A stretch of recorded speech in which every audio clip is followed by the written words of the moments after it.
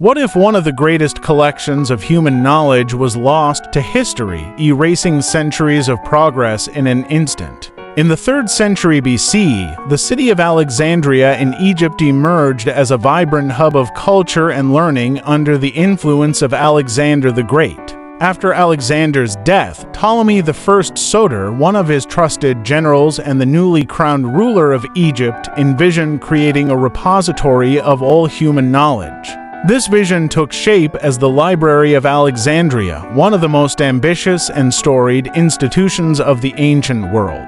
Under Ptolemy I and his successors, particularly Ptolemy II Philadelphus, the library grew into a magnet for scholars from all corners of the Mediterranean and beyond. The Library of Alexandria was more than just a building. It was a beacon of intellectual pursuit, a place where scholars and thinkers came to study, debate, and expand the boundaries of human understanding. The Ptolemaic kings spared no expense in acquiring scrolls. They sent envoys to every part of the known world to buy or copy manuscripts. Ships docking at Alexandria were searched, and any books found were borrowed, copied, and often retained, with the originals being sent back. Among its treasures were hundreds of thousands of scrolls containing works on mathematics, astronomy, physics, natural sciences, philosophy, and literature. The library was also known for its translations of major works, including the Hebrew Bible into Greek, a monumental project known as the Septuagint. The library was part of a larger institution called the Mausian Museum, a research institute that brought together some of the best minds of the time. Scholars like Euclid, whose Elements became the foundation of geometry, and Eratosthenes, who calculated the Earth's circumference with remarkable accuracy, worked and taught there. Archimedes, the great mathematician and inventor, may have visited the library during his time in Alexandria. Their contributions not only advanced their fields but laid the groundwork for future discoveries. However, the glory of the Library of Alexandria was not to last.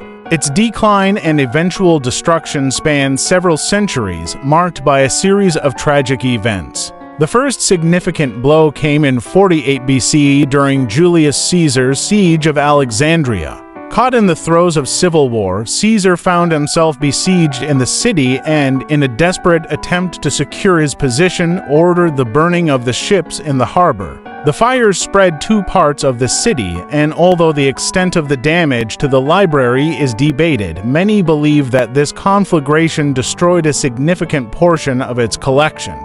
Centuries later, in 391 CE, a dramatic shift occurred with the rise of Christianity as the dominant religion of the Roman Empire. The Patriarch of Alexandria, Theophilus, driven by zeal to eradicate paganism, ordered the destruction of the Serapeum. This temple complex housed a part of the library's collection, and its loss marked another devastating chapter in the library's history.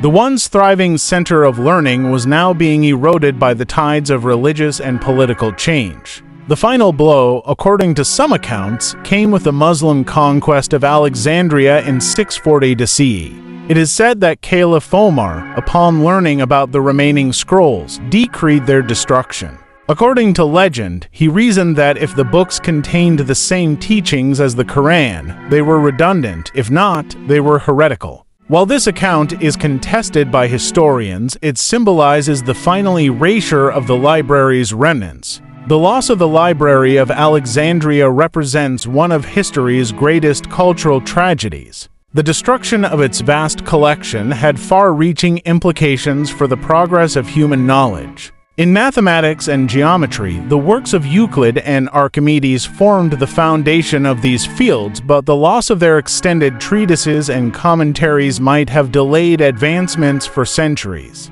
Similarly, in astronomy, the contributions of scholars like Hipparchus and Ptolemy could have provided insights that might have accelerated the scientific revolution. In medicine, the library housed invaluable texts from Hippocrates and Galen. The destruction of these works meant that for generations, medical practitioners had to rely on less comprehensive sources, stifling advancements in medical science. Philosophy and literature also suffered immensely. The original texts and commentaries of philosophers such as Plato and Aristotle were lost, forcing subsequent scholars to rely on secondary interpretations, which often lacked the nuance and depth of the originals. The library's loss also had a profound impact on the broader intellectual landscape.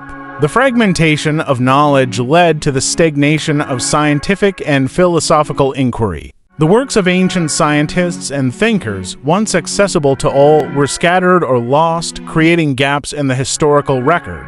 The Renaissance, many centuries later, would be marked by the rediscovery of these ancient texts, sparking a revival in learning and culture. Despite its tragic end, the legacy of the Library of Alexandria continues to inspire. The Bibliotheca Alexandrina, inaugurated in 2002, stands as a modern tribute to the ancient library's spirit of knowledge and learning. This modern institution seeks to recapture the spirit of the original, housing millions of books and serving as a cultural and educational hub.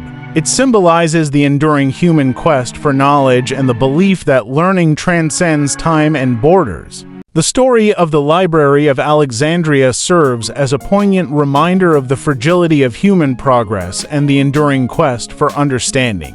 The loss of the library underscores the importance of preserving knowledge and fostering intellectual curiosity, values that remain as vital today as they were in antiquity. What lessons can we draw from the story of the Library of Alexandria to ensure that the knowledge we hold today is protected and preserved for future generations?